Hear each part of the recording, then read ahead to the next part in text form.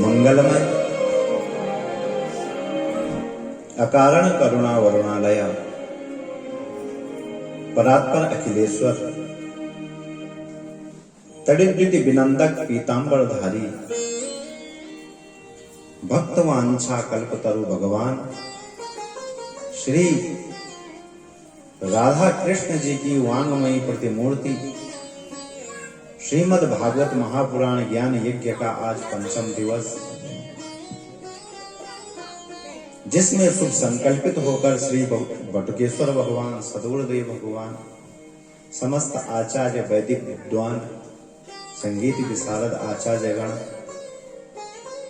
इस समस्त भीमगौड़ा खड़खड़ी क्षेत्र की धर्मप्रिय कथा रसिक सज्जनों, बंधुओं, भक्तिमती माताओं एवं श्रद्धामयी बहनों, भाग्योदयेन बहुजन्म समर्जितेन सत्संगमं च लभते पुरुषो यदा वै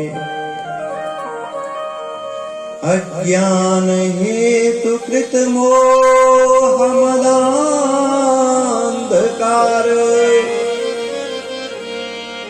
नाशं विधाय हि ततो दयिते विवेक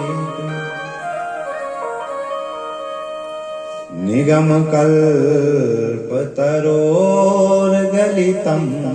फलम्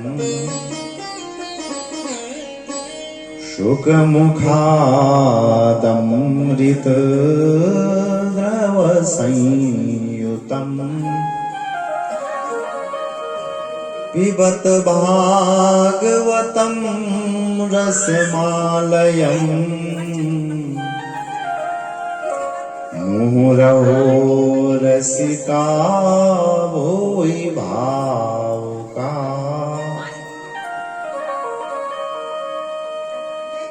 जीवन भर के तपते हुए संकटों के कठिन मार्ग में चलते चलते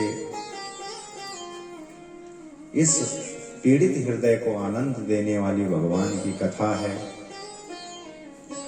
जो श्रवण करते ही कर्ण छिद्रों से प्रवेश कर हृदय में पहुंच जाती है और हृदय में दिव्य परमात्मा के दिव्य प्रकाश का प्रकाशमान आनंदमय सच्चिदानंद घन कृष्ण कन्हैया लाल का प्राकट्य होता है। ऐसी ये श्रीमद् भागवत कथा है, इसलिए कभी भी इसका परित्याग नहीं करना चाहिए। जितना हो सके इसका श्रवणपान एवं आश्रय ग्रहण करना चाहिए। बोले भागवत भगवान की जय। विगत दिवस में आपने बड़ा सुंदर भगवान का प्राकट्योत्सव मनाया, और क्योंकि समय की भी सीमाएं हैं, शीत का भी बड़ा प्रकोप है, तो सब चीजों को देखते हुए कथा में प्रवेश करेंगे। और बोलिए बाल कृष्ण लाल की जय। तमद्भुतं बालकमम्बुजे क्षणं चतुर्भुजं शंख गदायुधायुधम्। देवकी मैया को जब भगवान ने चतुर्भुज रूप में दर्शन दिए, उन्होंने प्रार्थना करी, बोले भगवान मृत्यु रूपी नागिन तो क्षण क्षण जीवन को डसे जा रही है, खाए जा रही है, लेकिन आपके चरणों का आश्रय मात्र ग्रहण करने से ये जीवन मंगलमय हो जाता है और जन्म जन्मांतरों का आना जाना बंद हो जाता है। यद गत्वा न निवर्तन्ते तद्धाम परमं ममम। जहां जाके पुनः लौटना नहीं पड़ता, ऐसा आपका धाम है, ऐसे आपके चरण कमल है। सुखदेव बाबा कहते कि परीक्षित, भगवान का प्राकट्य तो देवकी के अंग से हुआ, लेकिन उन्हीं की आह्लादनी शक्ति श्री राधा रानी का प्राकट्य बरसाने में हुआ। बोले राधा रानी सरकार की ब्रह्मांड निकाया निर्मित माया रोम रोम प्रतिवेद कहे ब्रह्मांड निकाया निर्मित माया रोम रोम प्रतिवेद कहे सोमवासी यह उपवासी सुनत धीर मति धीर रहे सुनत धीर मति धीर रहे। मैया बोली आप बाल रूप में रहेंगे, ममता के वशीभूत आपका बंधन में कर न पाऊं, इसलिए एक बार हृदय से अपना बंधन करने दीजिए और सुनत धीर मति धीर न रहे। फिर ऐसी बुद्धि हो न हो, इतनी निर्मल बुद्धि हो न हो, अभी ये बुद्धि निर्मल हुई है तो आपका बंधन करूं। भगवान बोले पहले आपने आदित्य कश्यप रूप में मेरा भजन किया, तप किया, आपने वरदान मांगा कि मेरे समान ही आपको पुत्र चाहिए, तो भाई मैं अपने समान किसको भेजूं, इसलिए स्वयं पुत्र रूप में ही मैं आपके यहाँ प्रकटित हुआ हूं और अब मैं बाल रूप में प्रकटित होने वाला हूं। इसलिए बोले सब बंधन मुक्त हो जाएंगे, बस मुझे आप गोकुल पर पहुंचा दीजिए और वहां सोई हुई लाली को लेके आ जाना और बाकी कंस से बिल्कुल मत घबराना, ऐसे भगवान बोले। और बभूव प्राकृतः शिशु, नन्हे शिशु के रूप में भगवान प्रकट हो गए। बोलो बाल कृष्ण लाल की। अब तो महाराज भगवान का जब दिव्य प्राकट्य हुआ, वसुदेव ने हृदय से लगा लिया और मस्तक पर धारण किया, ले चले गोकुल की ओर। जितनी भी हथकड़ियां हैं, बेड़ियां हैं, सब खुल गई, सारे ताले बंधन खुल गए, पहरेदार सो गए खर्राटे बजा के। और इस प्रकार ब्रह्म का जब प्राकट्य हो जाता है, साक्षात्कार हो जाता है, तो सब बंधनों से मुक्ति मिल जाती है। और इस प्रकार जब मेघ मालाओं ने देखा कि भाई भगवान जा रहे हैं दिव्य रूप में, तो बोले हम क्या दें, तो बोले हम भी घनश्याम, ये भी घनश्याम, हमारे पास कुछ है तो नहीं, जल की कुछ बूंदे हैं, इसलिए जल ही बरसा दे। और पत्रम पुष्पम फलम तोयम यो में भक्त्या प्रयच्छति, छूट तो भगवान ने दे ही रखी है, जिससे पत्र हो, पुष्प हो, फल हो, जल हो, बोले मुझे प्रेम से अर्पण करें। तो इन्होंने बारिश करनी प्रारंभ कर दी। अब तो वसुदेव मस्तक में धारण करके चले जा रहे हैं, मंद मंद फुहारे घनश्याम बरसा रहे हैं। शेष भगवान ने देखा रे नन्हे बालक को कोई कष्ट न हो जाए, इसलिए छत्र का रूप धारण करके शेषनाग जी आ गए।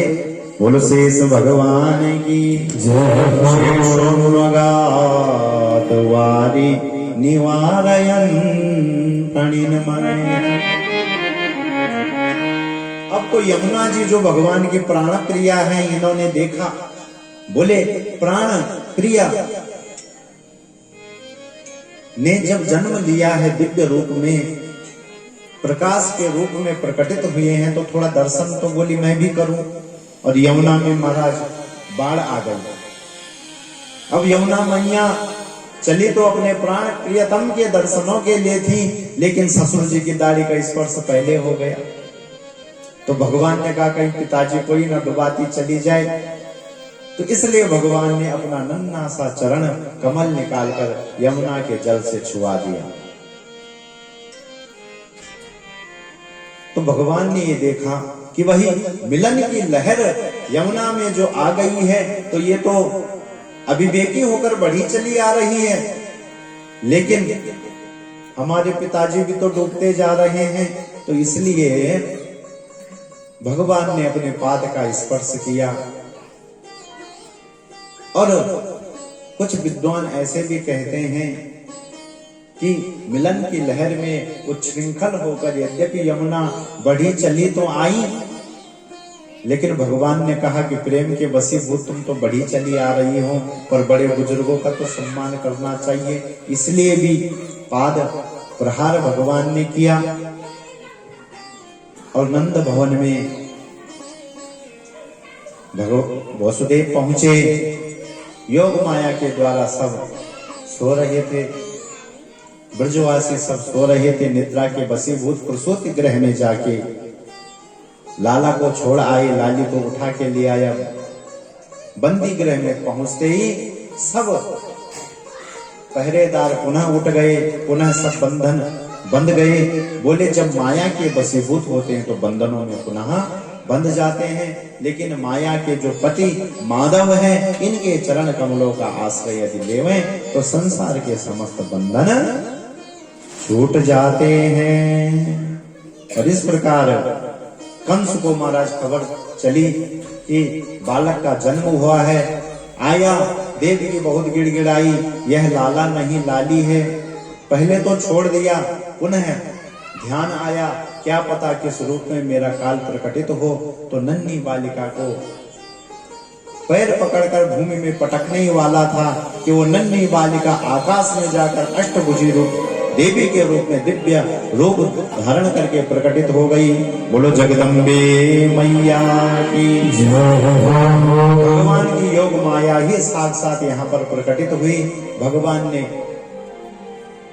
दिव्य अष्टभुजी देवी के रूप में जब आकाश मंडल में प्रकटित हुई तो इन्होंने भगवान को प्रणाम किया। भगवान ने कहा कि मेरी कीर्ति के साथ ही तुम्हारी भी कीर्ति इसी प्रकार कीर्ति पताका फहराएगी। और बोले वर्ष भर में 2 बार तो प्रत्यक्ष रूप में और 2 बार गुप्त रूप में तुम्हारी जय जयकार होगी।